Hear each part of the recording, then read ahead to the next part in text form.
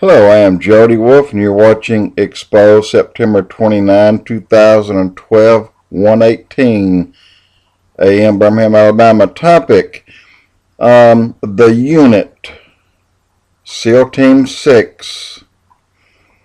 And I'll tell you a little bit about the unit. The unit is the equivalent to Israel what SEAL Team 6 is to America.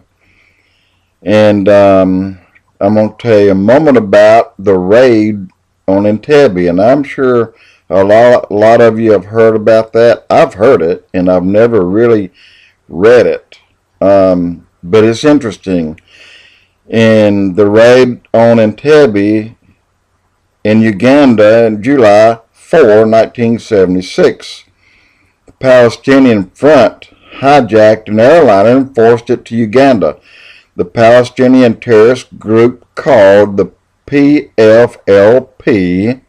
they demanded all sorts of things. They wanted payments of various kinds and rights of various kinds and things, just requests from Israel or demands from Israel, or we will kill your friends.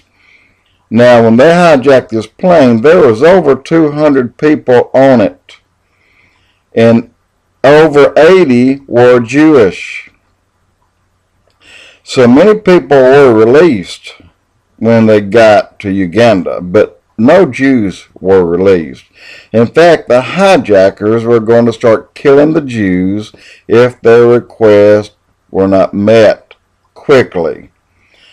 So, using the word quickly, the unit came together, which was led by Benjamin Netanyahu's brother. His name is Yanni, and he was the commander of this particular team that led an incredible rescue mission that was 3,000 miles away from Israel.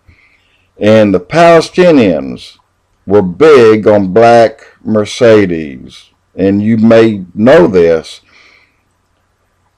But what the Jews do is to study the minds of their enemy. They know how they think, how they act, and this is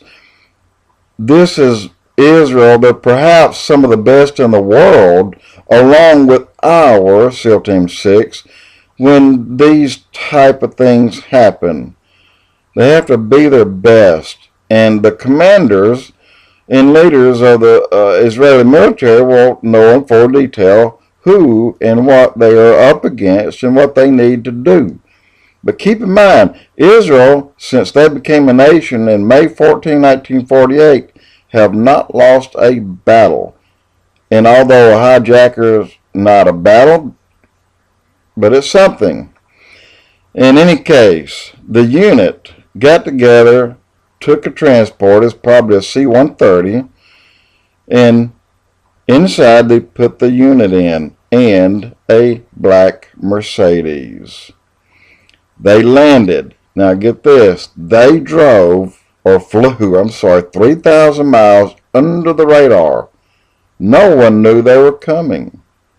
They landed in Uganda, and out folds the ramp, and out comes a black Mercedes full of the unit. So as they unloaded and headed down the runway in a black Mercedes led by Yanni Netanyahu, again the commander of the unit,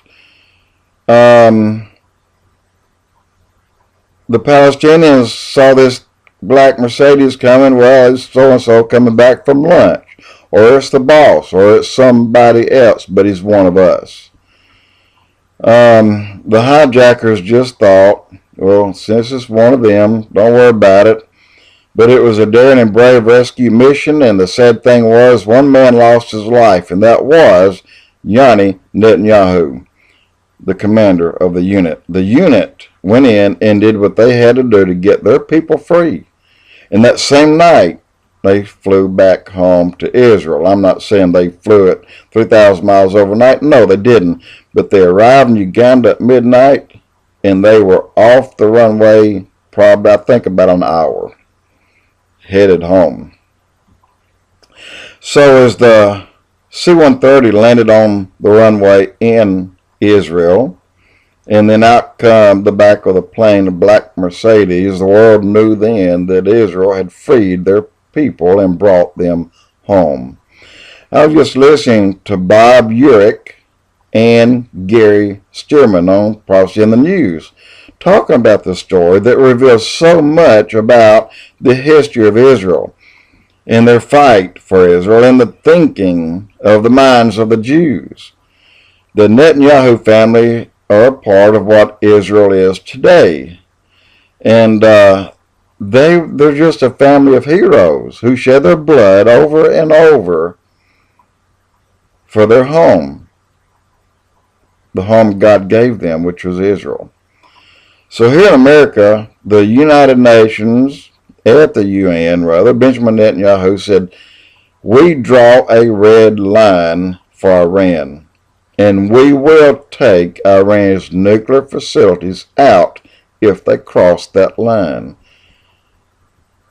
We continue to badger Israel and tell them to wait till spring, wait till this, wait for that, or let's talk about it some more. Benjamin Netanyahu said, look, there's no more waiting. And he drew the line, a red line, and said, if they cross it, then we have no choice. So, again, he had to say what he had to say. But I want to say this, too. Truth be known, Israel may have spoke the words red line, but I believe God told Benjamin Netanyahu what to say. If this does happen, people say the world will be without oil, and it could be. And I say they stand up with Israel or get back on the porch. And last, I'm going to tell you something else here that really didn't aggravate me, but it did. But Canada, we have always had a better unemployment rate than the Canadians. They kind of were close with us, but always a little bit higher, around 8%, with ours lingering around 6.5 or 7. Canada's Prime Minister told Netanyahu just day before yesterday, we are with you. So, did you know that Canada's economy is booming with the lowest unemployment ever? Less than 7%. America started their decline back in the mid-60s when prayer left the schools. We started kicking God out, and then we went after Israel. We started kicking them. Well, momentarily, Reagan brought things together. That was momentarily. Bush came in, and then we got back in this airplane that is spiraling out of control today. So you can draw your own conclusions. I have. Jody Wolf, Expoz.